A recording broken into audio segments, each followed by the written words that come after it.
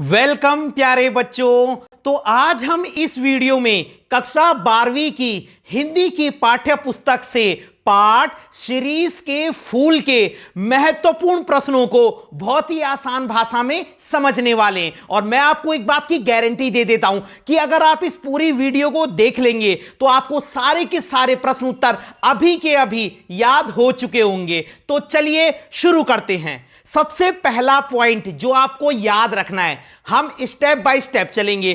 पहला पॉइंट जो आपको याद रखना है, सीरीज के फूल पाठ के लेखक का क्या नाम है। तो इस पाठ के लेखक का नाम हजारी प्रसाद द्विवेदी है। जी हां, सीरीज के फूल पाठ के लेखक का नाम हजारी प्रसाद द्विवेदी है। क्योंकि अब आपके पास एमसीक्यू प्रश्न भी आने लगे हैं, तो क्या पता इस पाठ के लेखक का नाम पूछ लिया जाए। तो आपको याद रखना है, सीरीज के फूल पाठ के लेखक का नाम हजारी प्रसाद द्विवेदी है। पहला पॉइंट क्लियर हो गया। चाहे वीडियो में थोड़ा समय लग जाए, लेकिन जिस पर्पस से आप वीडियो देख रहे हो आपको सारे के सारे प्रश्न उत्तर अभी याद हो चुके होने चाहिए। ठीक है, पहला पॉइंट हमारा क्लियर हो गया।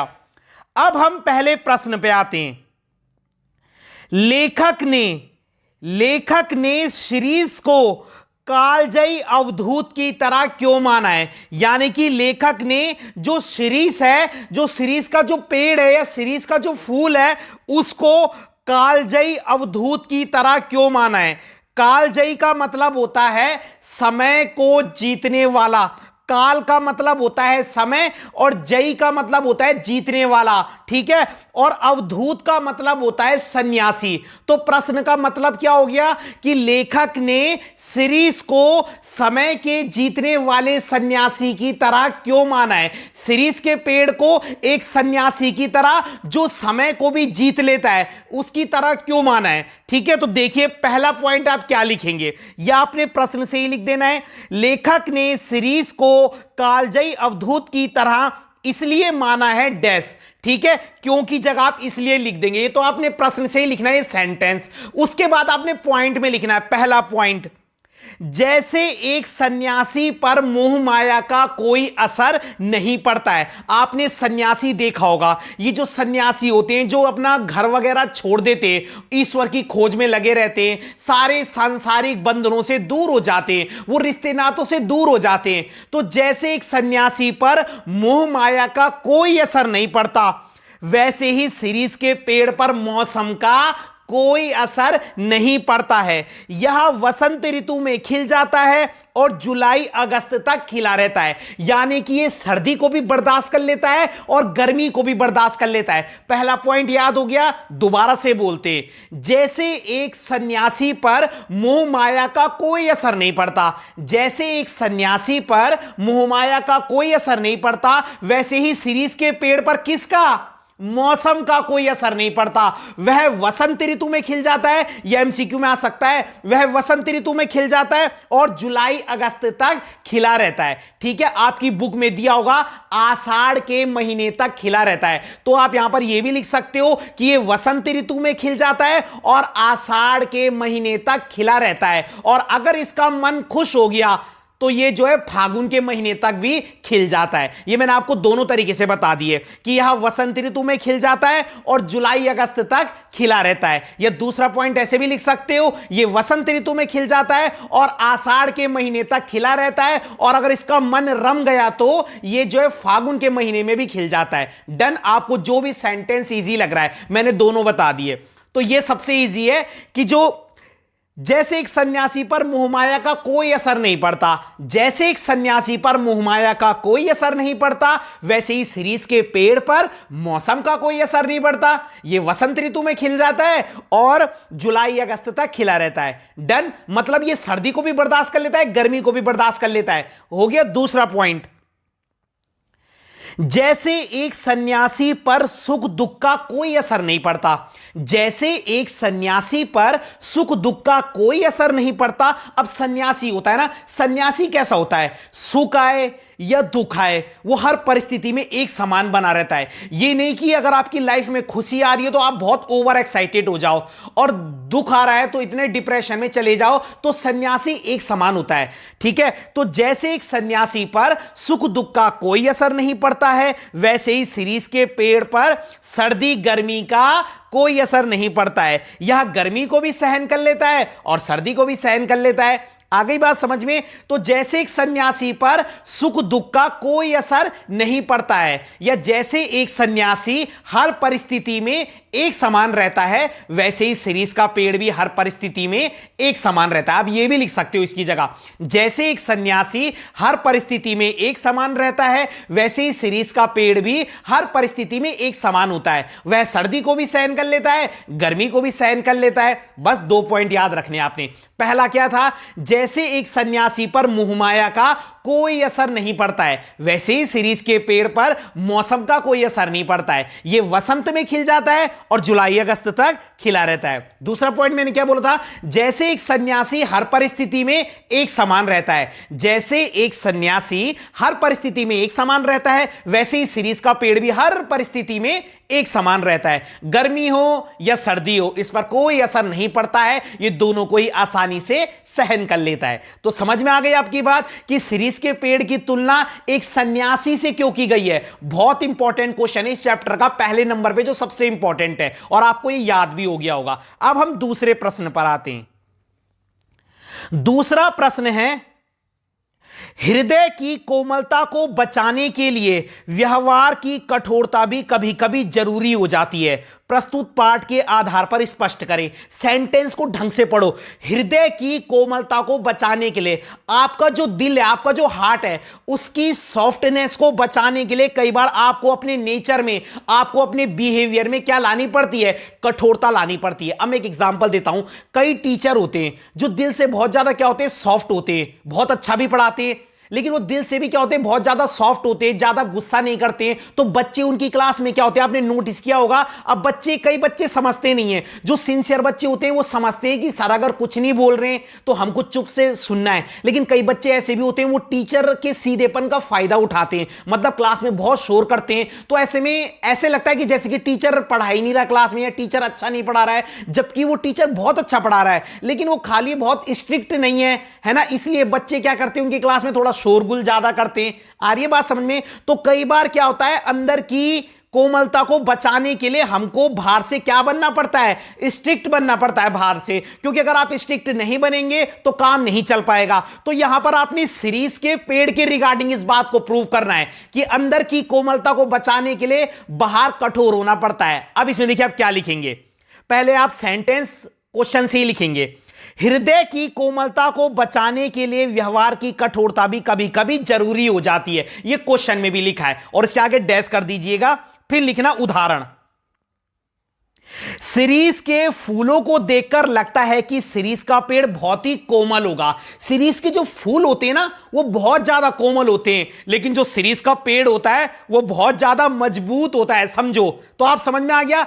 अंदर से तो क्या है? बहुत ज्यादा कोमल है, क्योंकि सीरीज के फूल बहुत ज्यादा कोमल होते हैं, लेकिन बाहर से सीरीज कितना मतलब स्ट्रांग है, कितना मजबूत है। वो गर्मी को भी सहन कर रहा है, सर्दी को भी आसानी से सहन कर रहा है। तो ये पॉइंट प्रूफ हो गया ना कि अंदर की कोमलता को बचाने के लिए कई बार व्यवहार में कठोरता लानी पड़ती है। तो इसमें आप लिखोगे, सीरीज के फूलों को देखकर लगता है कि सीरीज का पेड़ बहुत ही कोमल होगा। सीरीज के फूलों को देखकर यह लगता है कि सीरीज का पेड़ भी बहुत कोमल होगा, लेकिन सीरीज का पेड़ बहुत ही दमदार होता है। यह गर्मी और सर्दी दोनों को सहन कर लेता है। इसके फल भी बहुत मजबूत होते हैं, जो आसानी से अपनी जगह नहीं छोड़ते। तो आगे समझ में कि सीरीज के फूलों को देखकर यह लगता है कि इसका पेड़ भी क्या होगा? बहुत ही ज्यादा क्या होगा? कोमल होगा, लेकिन सीरीज का पेड़ बाहर से बहुत ही ज्यादा मजबूत होता होता है, ये गर्मी को भी सहन कर लेता है, सर्दी को भी सहन कर लेता है, इवन इसके जो फल हैं वो भी बहुत मजबूत होते हैं जो आसानी से अपनी जगह नहीं छोड़ते। तो हमारा पॉइंट प्रूफ हो गया कि कई बार अंदर की कोमलता को बचाने के लिए हमको बाहर से कठोर होना पड़ता है। तो लिख दोगे ना आप कि सीरीज के जो फूल होते हैं वो बहुत ज्यादा क्या होते हैं, कोमल होते हैं, लेकिन इसका पेड़ क्या होता है, बहुत ही ज्यादा मजबूत होता है। वो गर्मी को भी सहन कर लेता है, सर्दी को भी सहन कर लेता है, हर परिस्थिति में एक समान बना रहता है। इसके फल भी बहुत मजबूत होते हैं जो आसानी से अपनी जगह नहीं छोड़ते। तो कई बार हमको अंदर की कोमलता को बचाने के लिए अपने व्यवहार में कठोरता भी लानी पड़ती है। बहुत आसान उत्तर है। क्लियर हो गया दूसरा प्रश्न। अब हम तीसरे प्रश्न पर चलते हैं। द्विवेदी जी ने, द्विवेदी कौन है, इसके लेखक हजारी प्रसाद द्विवेदी, लेखक ने सीरीज के माध्यम से कोलाहल, कोलाहल का मतलब होता है ये जो शोर शराबा है, और संघर्ष, संघर्ष का मतलब होता है स्ट्रगल।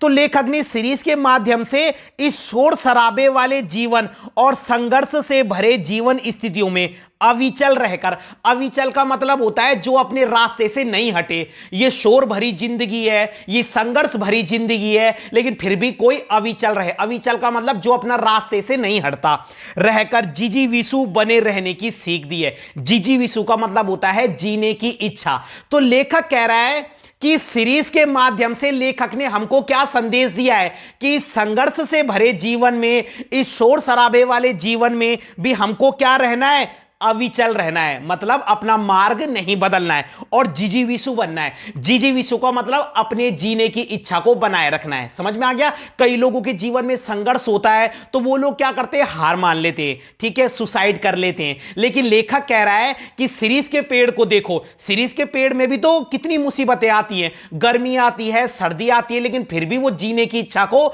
बनाए रखता है। तो बेसिकली इसमें सीरीज के पेड़ से जो संदेश मिल रहा है ना, उसको क्लियर किया गया है कि जैसे सीरीज का पेड़ क्या कोलाहल व संघर्ष से भरे जीवन में अविचल रहता है और जिजीविषु रहता है, जीने की इच्छा को बनाए रखता है, ऐसी आपको भी रखना है। आपने इस पॉइंट को स्पष्ट करना है।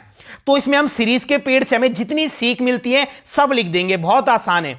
जिस प्रकार सीरीज का पेड़ सुख दुख में एक समान रहता है, देखो सिमिलर से पॉइंट है, बीच के चेंज कर देना, ये 3।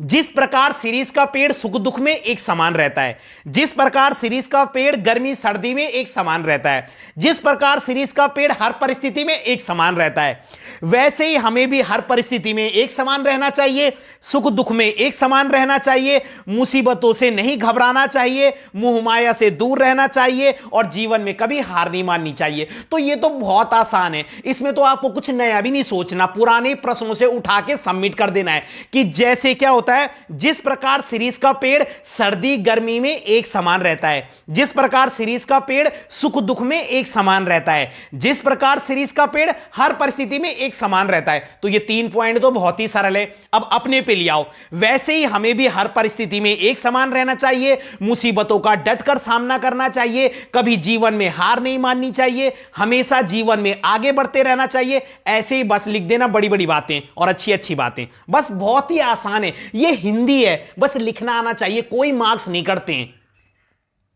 अगला प्रश्न है, हाय वह अवधूत आज कहां है। अवधूत का मतलब है सन्यासी। हाय वह अवधूत आज कहां है, ऐसा कहकर लेखक ने आत्म बल पर देह बल के वर्चस्व की वर्तमान सभ्यता के संकट की ओर इशारा किया है। समझो प्रश्न को, आज के समय में क्या संकट आ रहा है, वर्ड को पकड़ो।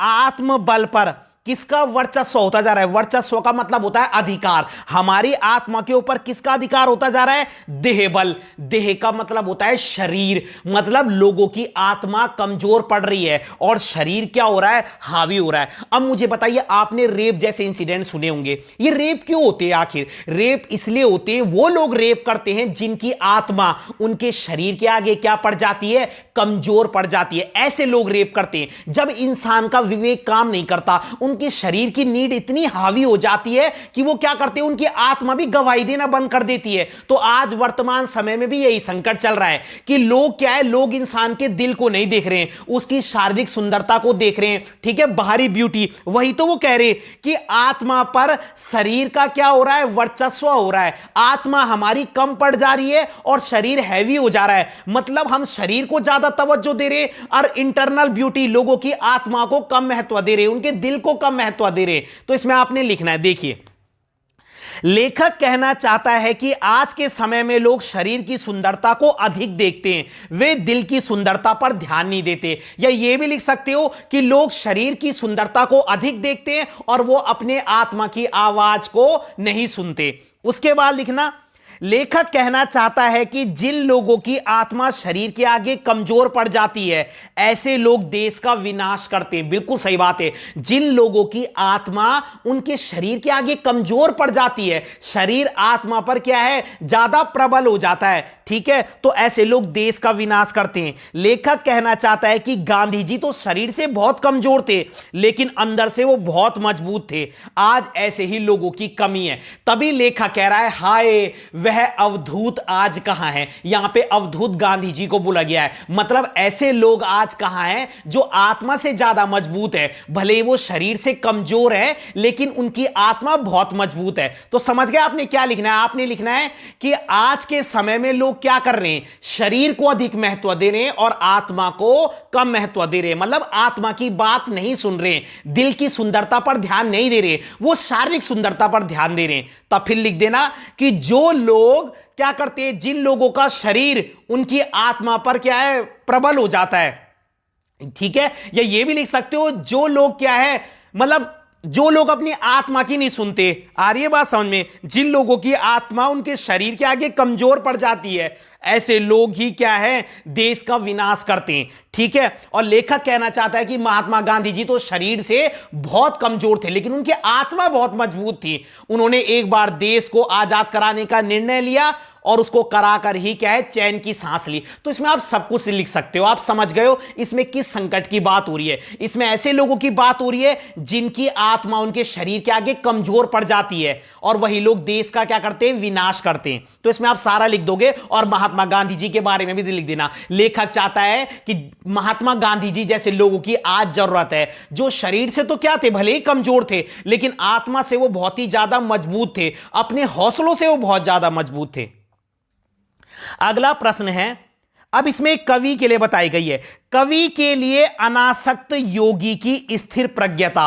अनासक्त योगी कहते हैं जो योगी मोहमाया से क्या रहता है, दूर रहता है। और स्थिर प्रज्ञता का मतलब होता है उसकी बुद्धि ना जो अविचल नहीं होनी चाहिए, चंचल नहीं होनी चाहिए। एक योगी वही है, एक कवि वही है जिसकी बुद्धि चंचल नहीं होती है। और विदग्ध प्रेमी, विदग्ध प्रेमी का मतलब होता है किसी भी चीज से सच्चा प्यार करने वाला, एक तपता हुआ प्रेमी। जैसे कोई इंसान पढ़ाई के लिए बहुत मेहनत करता है ना, तो हम कह सकते हैं यार ये विदग्ध प्रेमी है पढ़ाई के लिए, ठीक है। तो कवि के लिए क्या क्या जरूरी है, एक तो स्थिर प्रज्ञता होनी चाहिए और कवि विदग्ध प्रेमी होना चाहिए। मतलब कवि की बुद्धि जो है चंचल नहीं होनी चाहिए, ठीक है। और कवि के मन में क्या है, प्यार होना चाहिए। तो ये दोनों क्वालिटी कवि के लिए आवश्यक है। ऐसा विचार करके लेखक ने साहित्य कर्म के लिए एक बहुत ऊंचा मानदंड निर्धारित किया है। मतलब एक कवि के लिए बहुत हाई स्टैंडर्ड सेट किया है। तो यहां पर आपको बताना पड़ेगा कि एक कवि में क्या क्या क्वालिटी होनी चाहिए। प्रश्न से मत घबराना, वो कह रहे कि एक कवि में क्या होना चाहिए, स्थिर प्रज्ञता होनी चाहिए और उसे विदग्ध प्रेमी होना चाहिए। मतलब उसकी बुद्धि चंचल नहीं होनी चाहिए और वो किसी चीज से गहरा प्रेम करने वाला होना चाहिए। तो ऐसा कहकर लेखक ने साहित्य कर्म के लिए, साहित्य कर्म का मतलब होता है लिटरेचर के लिए, बहुत ऊंचा स्टैंडर्ड सेट किया है। मतलब तो कवि में क्या क्या क्वालिटी होनी चाहिए, क्या है वो ऊंचा स्टैंडर्ड। देखिए आप लिखोगे, कविता लिखने से कोई कवि नहीं बन जाता, एक सच्चा कवि वही होता है जो, और पॉइंट में लिखना। बहुत आसान प्रश्न है। दो क्वालिटी तो लेखक ने बता दी कि कवि की बुद्धि चंचल नहीं होनी चाहिए और वो प्रेम करने वाला होना चाहिए। और इसके अलावा कौन कौन सा मानदंड सेट किया है कवि के लिए। मानदंड का मतलब होता है स्टैंडर्ड। तो एक कवि के लिए क्या क्या है, तो आप लिखोगे कविता लिखने से कोई कवि नहीं बन जाता, एक सच्चा कवि वही होता है जो, और पहला पॉइंट, जिसकी बुद्धि चंचल ना हो, जो क्वेश्चन में भी दिया था, जो योगी के समान हो, मतलब मोहमाया से दूर, जो मोहमाया से दूर हो, जो लोगों में प्यार बांटे, जो सुख दुख में एक समान हो, जो प्यार का संदेश दे, जो फक्कड़ हो। फक्कड़ का मतलब होता है जो बिना डरे दुनिया की गलतियों को, समाज की गलतियों को सामने लाए। कवि वही होता है जो बिना डरे अपनी कलम चलाता है। तो ये वर्ड आपके चैप्टर में भी आया, बहुत इंपॉर्टेंट है कि एक कवि वो होता है जो फक्कड़ हो। फक्कड़ का मतलब होता है मुंह फट, है ना, जो डरता नहीं है, जो समाज की गलतियों को खुलकर बोलता है, जैसे मुंह फट लोग होते हैं। तो जो दुनिया के सामने सच्चाई लाए, जो दिल से कोमल हो, जो भेदभाव से दूर रहे। तो ये कवि की विशेषता है। तो आप मतलब अपने आप भी लिख सकते हो, जिसकी बुद्धि चंचल ना हो, जो योगी के समान हो, जो मोहमाया से दूर रहे, जो प्यार का संदेश दे, ठीक है, जो सभी को एक साथ लेकर चले, जो फक्कड़ हो, मतलब जो दुनिया की कमियों को सामने लाए, जो दुनिया के सामने सच्चाई लाए, जिसका दिल कोमल हो, जो दिल में भाईचारा लेकर चले। ये तो आप अपने आप लिख सकते हो और आप इन पॉइंट को बड़ा बड़ा करके एक्सप्लेन भी कर सकते हो, वो आपकी मर्जी है। अगला प्रश्न है, यह भी बहुत इंपॉर्टेंट प्रश्न है। सर्वग्रासी काल की मार से बचते हुए दीर्घजीवी वही हो सकता है। इन वर्ड को समझो। सर्वग्रासी काल का मतलब होता है सबको डसने वाला काल। काल का मतलब मौत भी होता है, काल का मतलब समय भी होता है। समय भी सबको डसता है और मौत भी सबको डसती है। तो सर्वग्रासी काल की मार से बचते हुए इस समय की मार से वही इंसान बच सकता है और वही दीर्घजीवी हो सकता है। दीर्घजीवी का मतलब होता है लंबा जीने वाला। तो काल की मार से कौन इंसान दीर्घजीवी हो सकता है?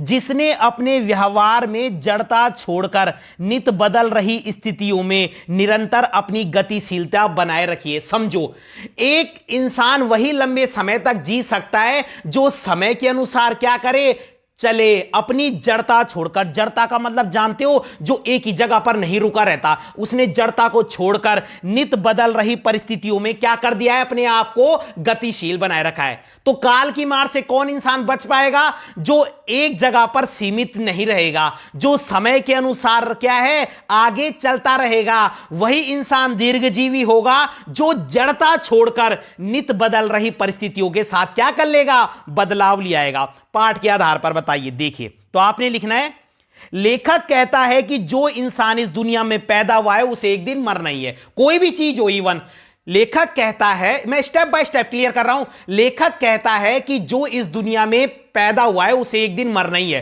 पहला पॉइंट।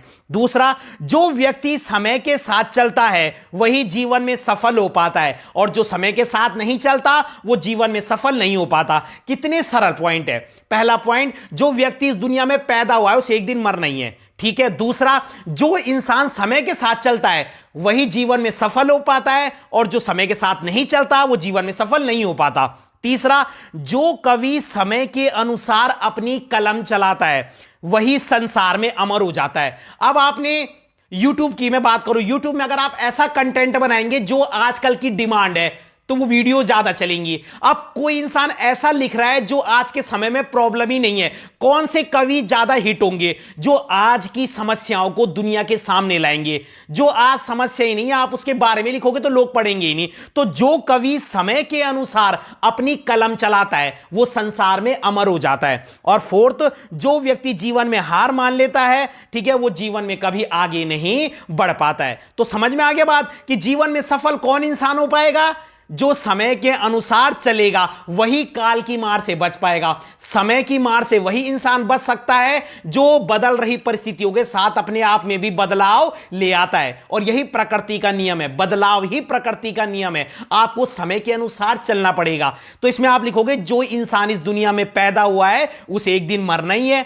जो इंसान समय के साथ चलता है वो सफल हो जाता है, और जो समय के साथ नहीं चलता वो सफल नहीं होता। उसके बाद लिखना, जो कवि समय के अनुसार अपनी कलम चलाता है, जो कवि समय के अनुसार लिखता है वही जीवन में अमर हो जाता है। और उसके बाद लिखना, जो इंसान जीवन में हार मान लेता है, जो इंसान जीवन में क्या है, मतलब मुसीबतों से घबरा जाता है और आगे नहीं बढ़ता, वो इंसान सफल नहीं हो पाता। और जो इंसान हार नहीं मानता है, बदल रही परिस्थितियों के साथ चलता रहता है, वो एक दिन सफल हो जाता है। तो बहुत ही सरल है। तो यहां पर चैप्टर ने सीरीज के माध्यम से ना हमको बहुत सारे मैसेज दिए हैं। तो अगर आपको वीडियो पसंद आई हो तो लाइक कीजिएगा, कमेंट कीजिएगा और चैनल को सब्सक्राइब जरूर कीजिएगा। और इसके बाद के जो क्वेश्चन है वो इंपॉर्टेंट नहीं है, मैंने इस वीडियो में वही क्वेश्चन बताए जो बोर्ड एग्जाम में आ सकते हैं, इनसे रिलेटेड। बस आपने सबको सम अप कर देना है। धन्यवाद।